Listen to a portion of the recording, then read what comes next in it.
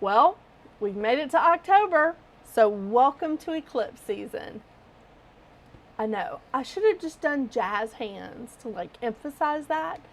I could have done that a little more dramatically. I do have a Gemini moon, but I decided to tamp it down a little bit because the eclipse seasons are going to be interesting.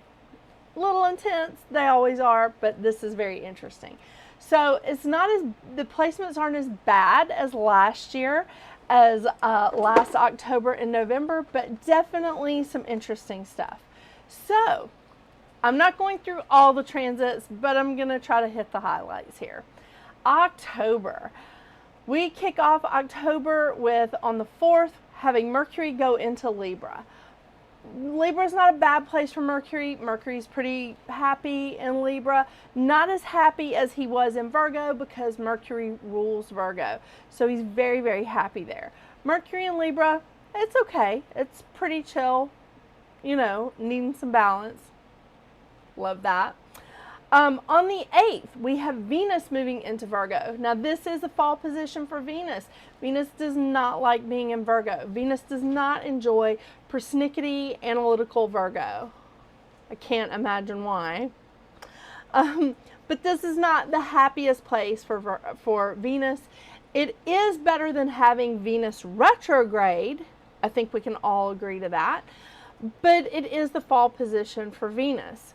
On the 10th, we have Pluto going direct at 9:10 p.m. Eastern Standard Time. This is great.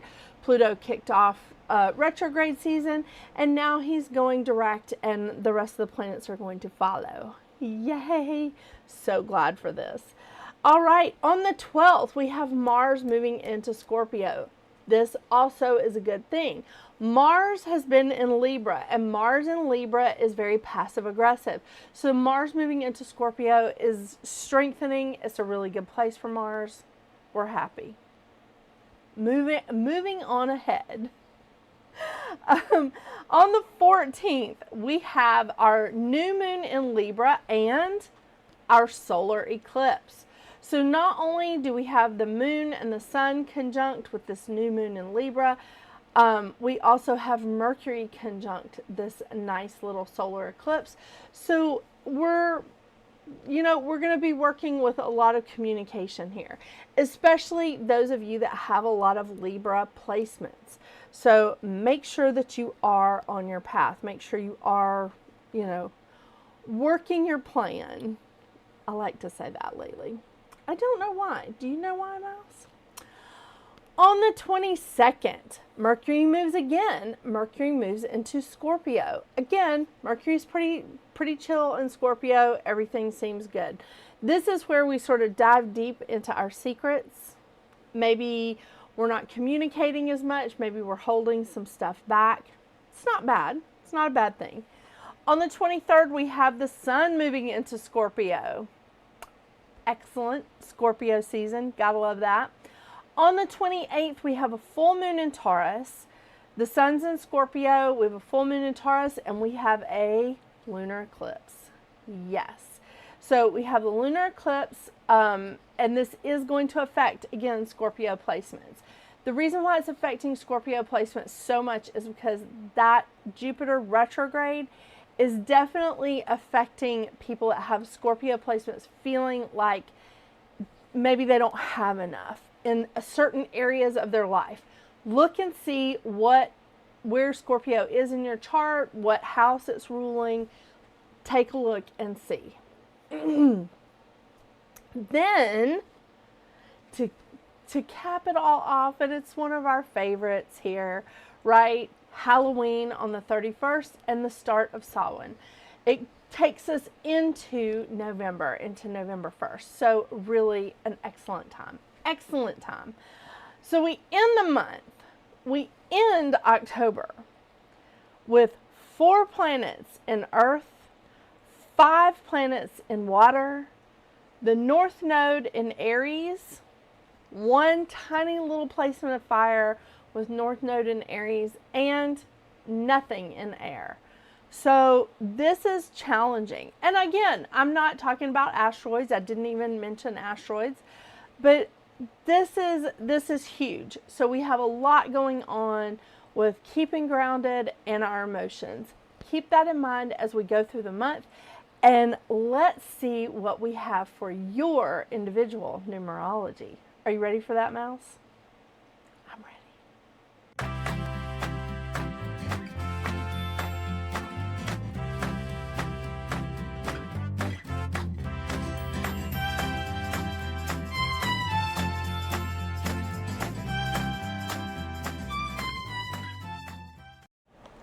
Well, hello, Life Path 8.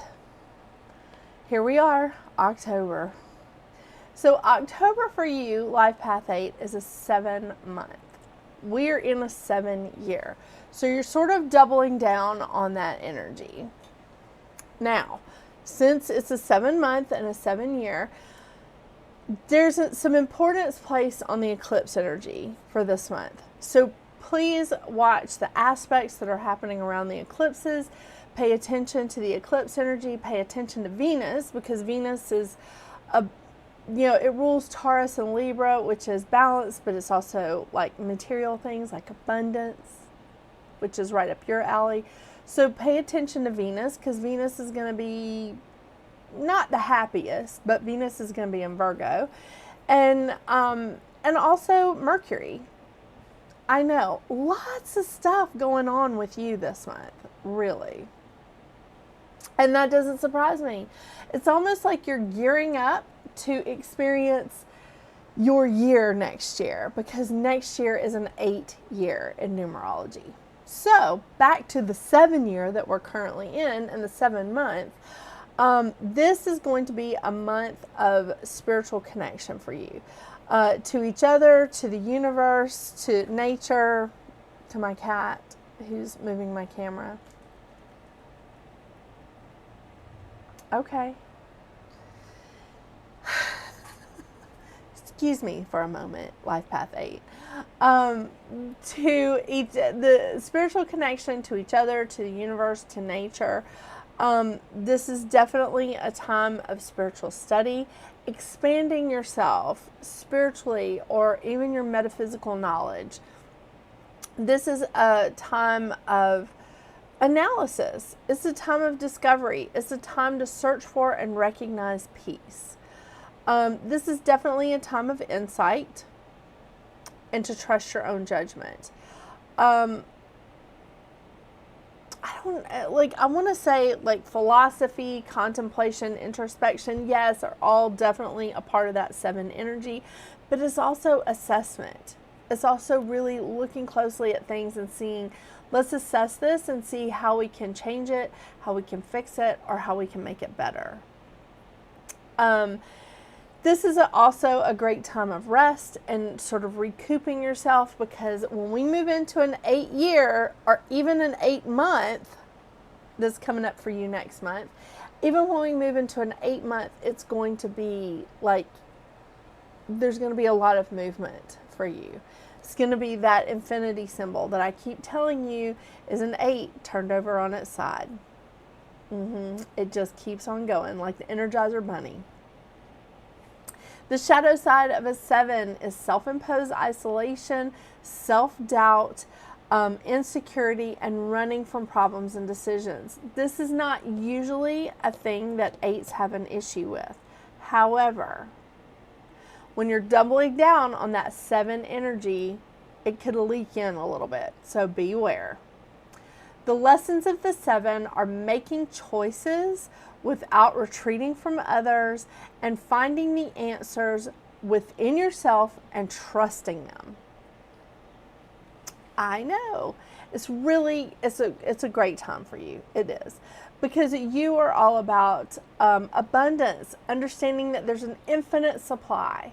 You live in a lifetime and a life path of power and inspiration, of karma, reaping what you sow, embracing power and ambition. It's all there and laid out for you.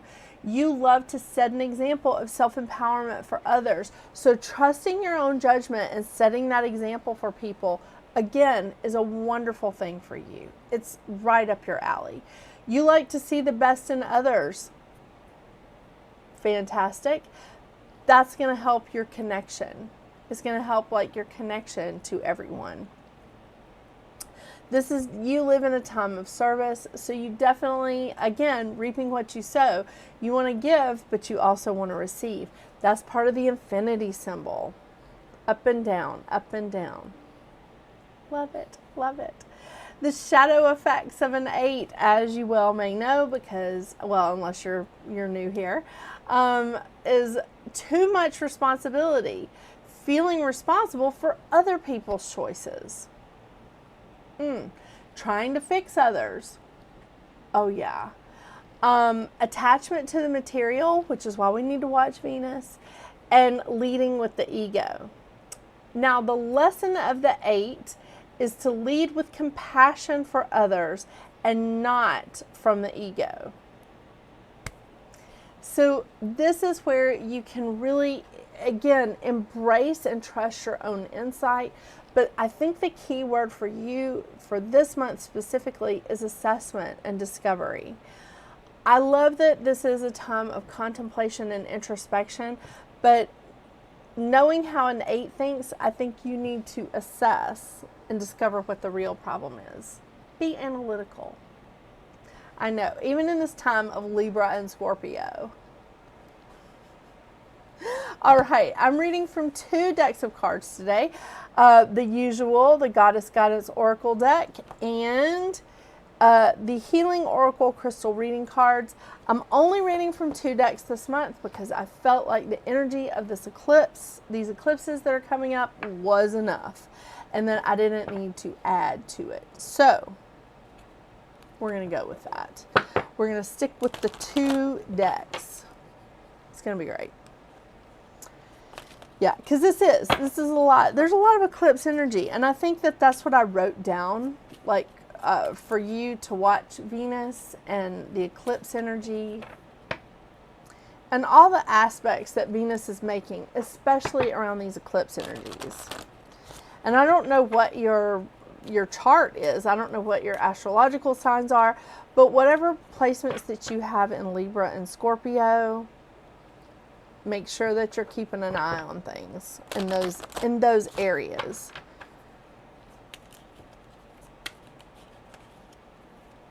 Kind of excited to see what happens in an 8-year.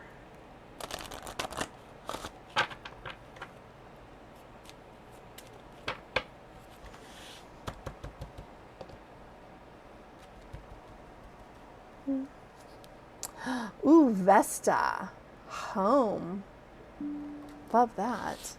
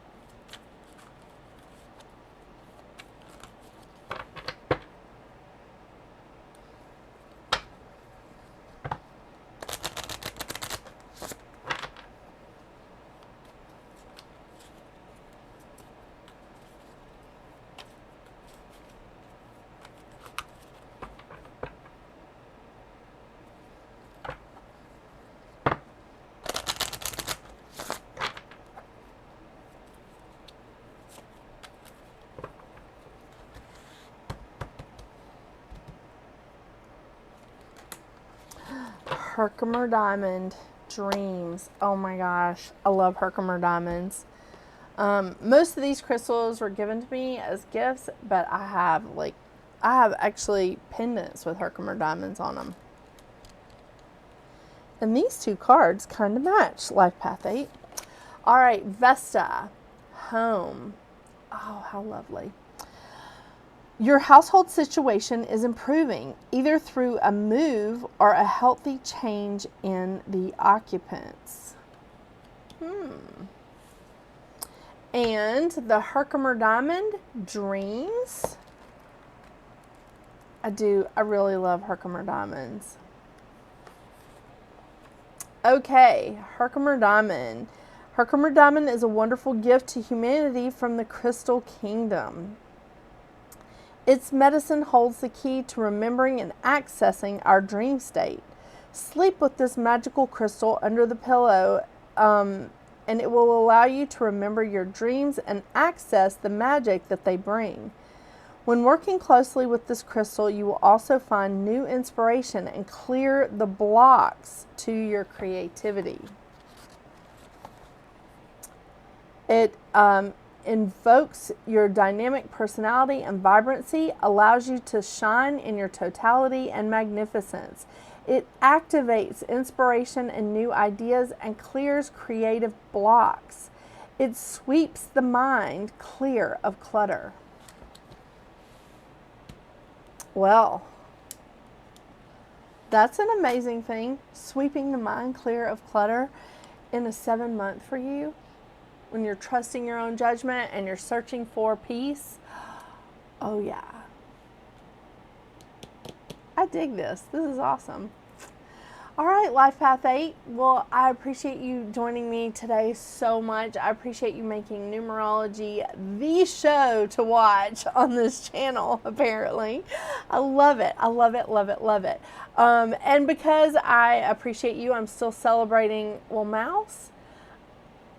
What are you doing back there, dude?